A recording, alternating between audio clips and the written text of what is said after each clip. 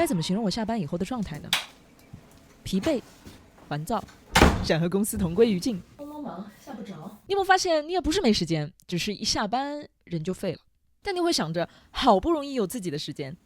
我是不是也该整点爱好？是不是该陪陪家人？是不是该学点东西？是不是该搞个副业？也许有一天它能让我摆脱现在的工作。同时你也想着，我就看一集，我就刷5分钟，然后一晚上就突然没了。你再报复性熬夜一下，带着这个黑眼圈和负罪感，再重新复制粘贴，开始一模一样的明天。但是既然你现在已经点开了这个视频，就说明你不甘心每天都这样过去，你知道自己有更多的潜力可以发挥，你知道你的人生有另一种可能性。Hello， 大家好，我是瓜。开头的那一段描述，曾经在很长一段时间里就是我下班之后的生活状态。但是现在，我除了在全职产品经理的工作之外，还是一个视频博主、心理教练、播客主播。有事没事上个2硕，读个课外班。你要问我是怎么做到的？当然是不睡觉了。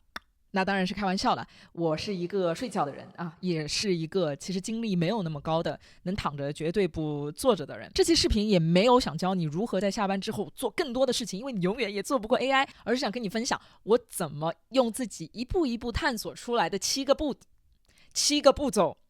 把下班之后的时间用回到自己的身上，不是做的更多，而是更有选择的活。Strategy number 1: Start with why。你信不信你一下班就躺平，真的不是因为你什么不自律，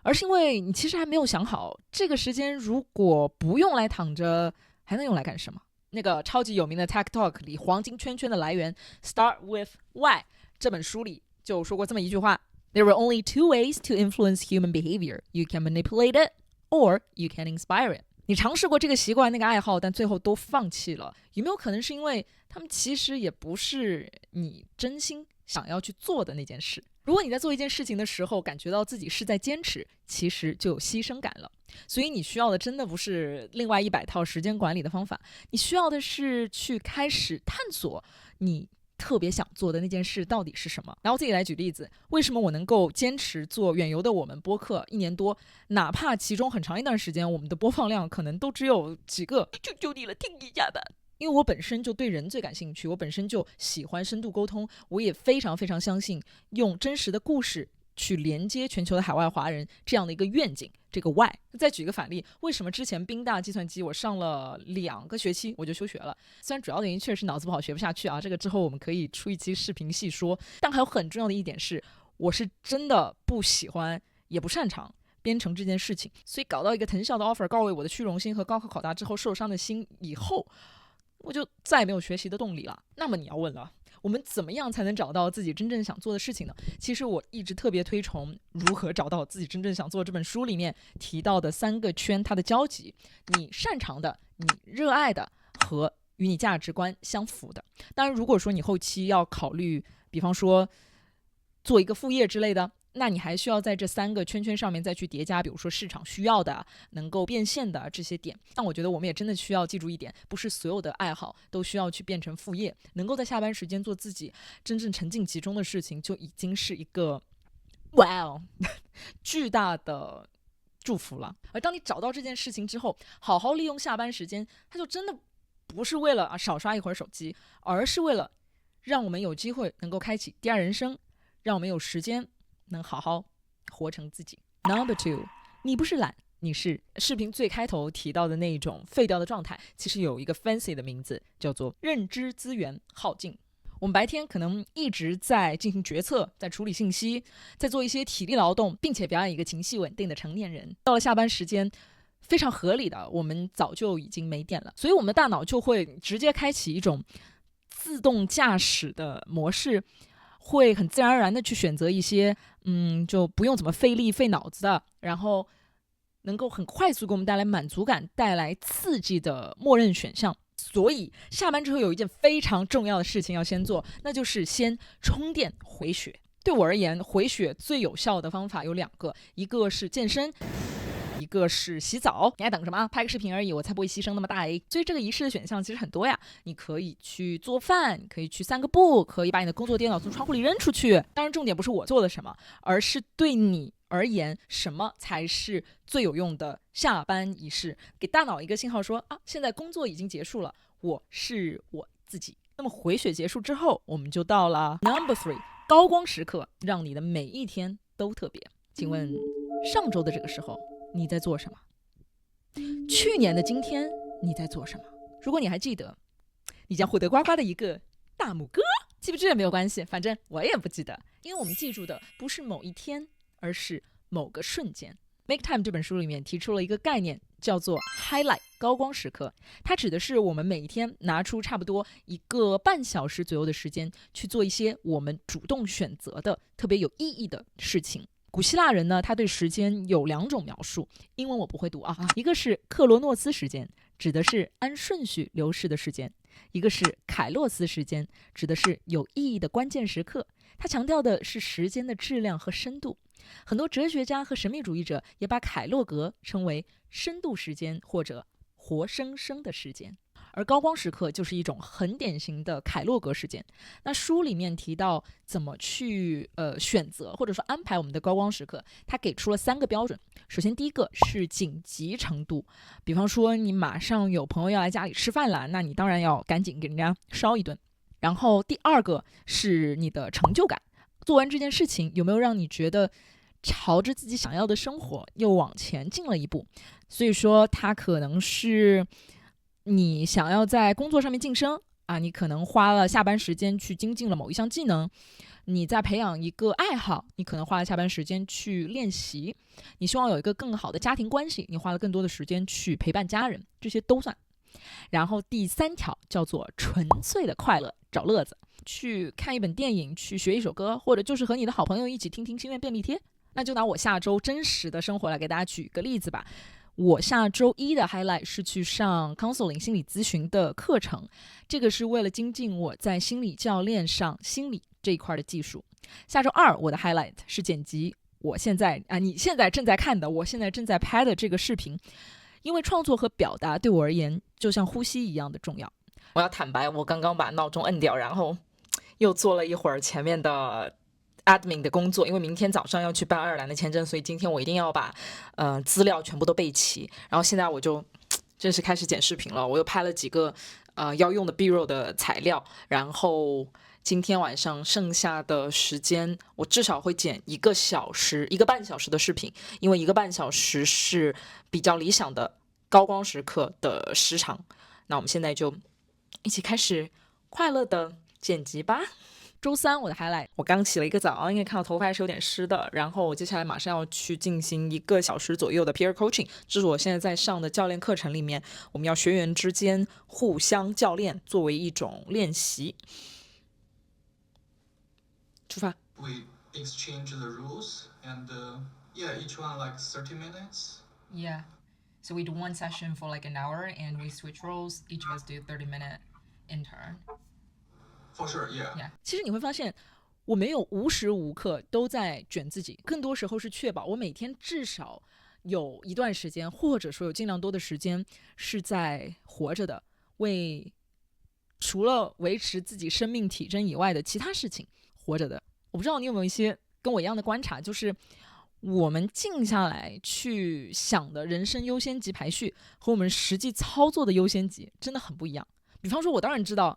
健康很重要，但我也已经很长时间没有下厨给自己做一顿很丰盛的饭菜了。比方说我知道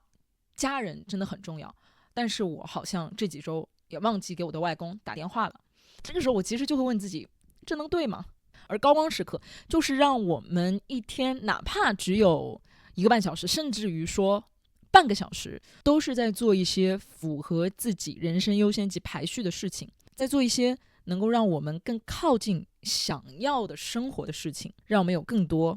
活生生的时间。 Strategy number 4， 时间边界。你有没有尝试过，就是当你在比方手机上给自己设一个倒计时的时候，你做事情的效率一下子就会变高。这背后其实是一个非常经典的定律，也就是 time constraint， 时间约束能够提高我们的专注力。远近闻名的 Parkinson's Law 告诉我们，当我们手头有多长时间去做一样事情，我们就会拖延到让这件事情铺满整个时间。那么相反的，当时间有限制的时候，我们大脑反而会更加主动的去做一件事情，那就是抓重点。所以说我现在会刻意的给自己设计一些时间边界，有可能是设置一个开始时间，比如说7点半我要开始我的 highlight， 有可能是设置一个结束时间，10点之后我就绝对不能再做特别复杂的工作了。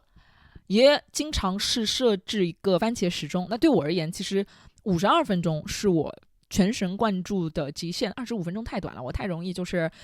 工作5分钟，游戏2小时了。其实你都可以去尝试一下，实验一下，找到最适合你的那一种，给时间设置边界，我们的时间就不会失控。Number 5， 像安排工作日一样安排你的休闲娱乐日。 All work and no play， 小李子也变成大傻子。我初中课外班一个特别喜欢的语文老师不止一次跟我们强调这句话，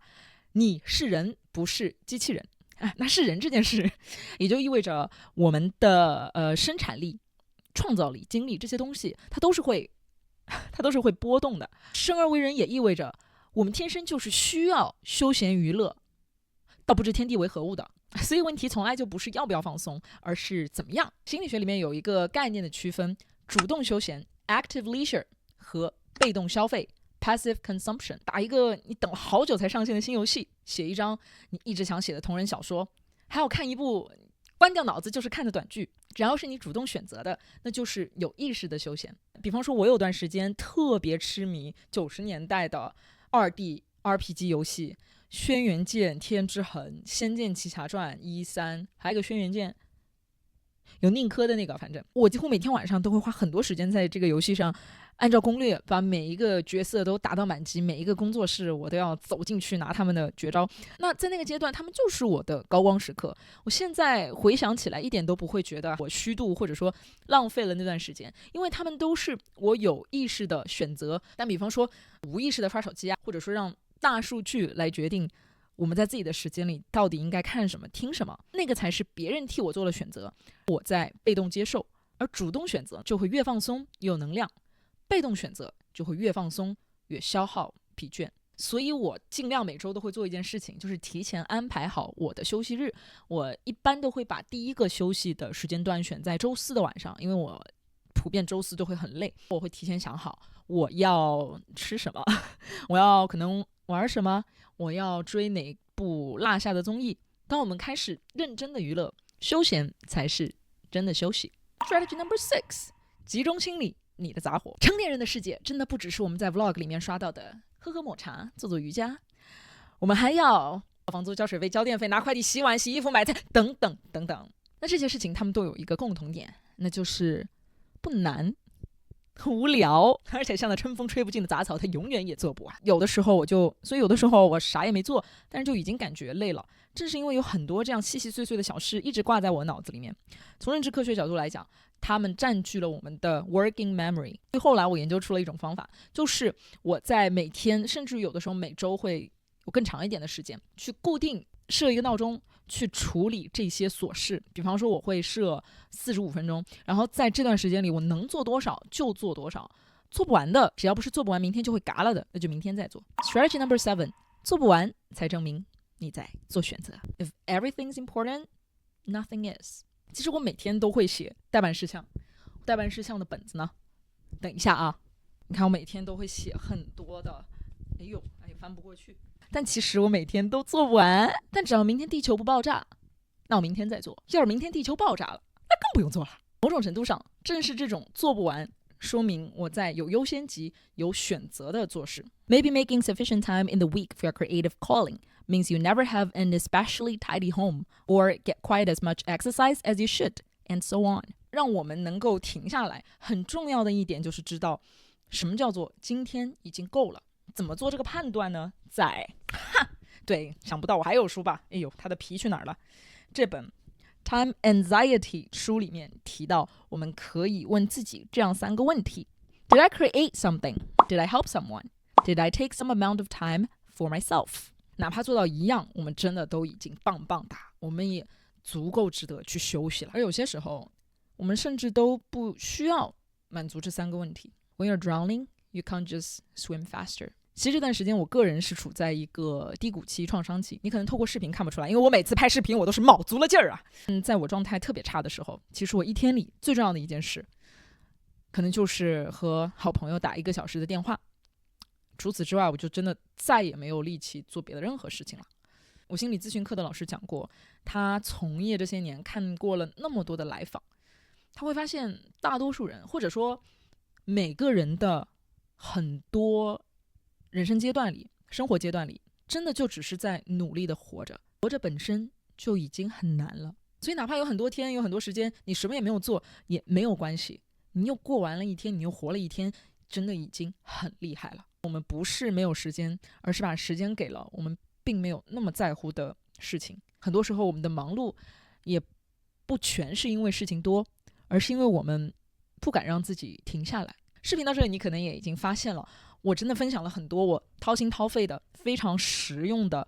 下班之后让自己做更多自己想做事情的方法论啊、心态啊。但我也一直在强调，陀螺一样的忙碌从来就不是什么值得炫耀的勋章。下班时候的时间更加不是用来榨干自己的，而是用来把你的生活